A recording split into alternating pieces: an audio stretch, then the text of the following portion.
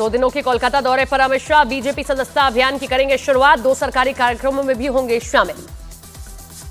TMC ने अमित शाह पर साधा निशाना। कुणाल घोष ने कहा, अमित शाह पहले भी कई बार कोलकाता आए लेकिन कामयाब नहीं हो पाए।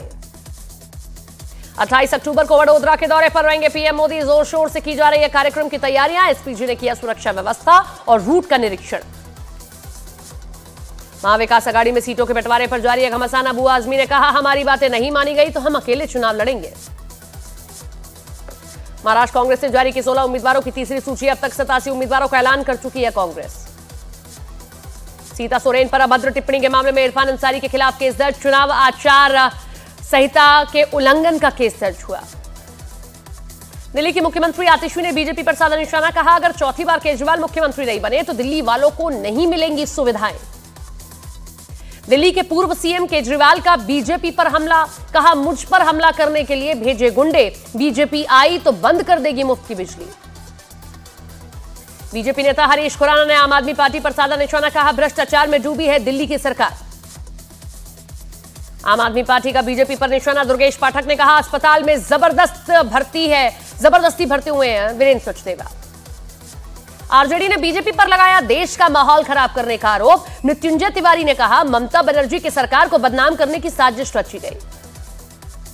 डिंपल यादव ने यूपी उपचुनाव में समाजवादी पार्टी की जीत का किया दावा। कहा, बीजेपी के लिए लोग सिर्फ बात करेंगे लेकिन काम नहीं करेंगे। प्रशांत किशोर ने नीतीश कुमार पर साधा निशाना। कहा, कोरोना काल में अपने घर से बाहर भी नहीं निकले थे नीतीश कुमार। बिहार सरकार में मंत्री मंगल पांडे ने प्रशांत किशोर पर ली चुटकी। कहा, प्रशांत किशोर को ऐसी बातें शोभा नहीं देती हैं। तेजस्वी यादव ने बीजेपी पर लगाए गंभीर आरोप। कहा, देश में नफरत की राजनीति करती है बीजेपी। झारखंड में इंडी गठबंधन की सरकार बनने का दावा किया। चीन से पेट्रोलिंग विवाद सुलझने पर बोले जयशंकर, भारत चीन सीमा पर 2 वजहों से समझौता हुआ। पहला, हम अड़े और डटे रहे। दूसरा, इंफ्रास्ट्रक्चर बेहतर किया गया। गुजरात के राजकोट में धमकी भरी ईमेल से हड़कंप मचा। 10 होटल्स को बम से उड़ाने की धमकी दी गई। जांच में जुटी है पुलिस। आईजीआई एयरपोर्ट पर बम की धमकी मामले में शुभम नाम का आरोपी गिरफ्तार। सोशल मीडिया के जरिए धमकी देने का आरोप है। लखनऊ के मलिहाबाद में ट्रेन पलटाने की साजिश की जांच हुई तेज। यूपी एटीएस ने मौके का मुआयना किया। रेलवे ट्रैक पर रखे गए थे लट्ठे और पत्थर। जम्मू कश्मीर के पुंछ में आतंकियों के ठिकाने का भांडाफोड़। मौके से 2 ग्रेनेड पाकिस्तानी माइंस बरामद हुए।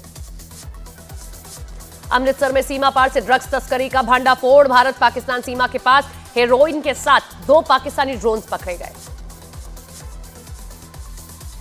पंजाब के फाजिल्का में हेरोइन के साथ तस्कर गिरफ्तार। आरोपियों के पास से मोबाइल और अमेरिकी डॉलर बरामद हुए।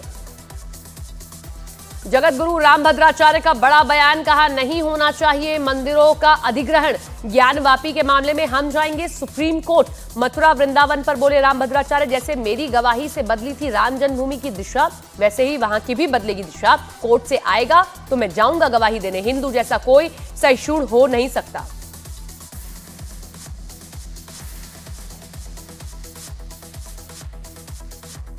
उत्तरकाशी में धीरे धीरे सामान्य हो रहे हैं हालात। अभी भी धारा 163 लागू। चप्पे चप्पे पर पुलिस बल तैनात। दिल्ली में 1285 करोड़ के फर्जीवाड़े का भांडाफोड़। मुख्य आरोपी कपिल अरोड़ा के हवाला। कनेक्शन के भी सबूत मिले हैं। लखनऊ में पुलिस हिरासत में 32 साल के मोहित पांडे की मौत। शांति भंग की आशंका में मोहित को चिन्हट थाने लेकर गई थी पुलिस।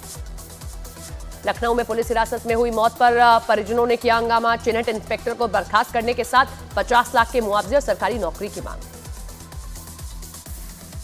बिहार के मुजफ्फरपुर में प्रेमी प्रेमिका शादी पर मचा बवाल। लड़की के घरवालों ने प्रेमी के घर पर जमकर हंगामा किया। बिहार के बक्सर में युवक में थाने में फांसी लगाकर की खुदकुशी। शराब पीने के आरोप में मृतक को थाने लेकर गई थी पुलिस। छत्तीसगढ़ के कवर्धा में नशे की बड़ी खेप बरामद। पुलिस ने 3 आरोपियों को गिरफ्तार किया।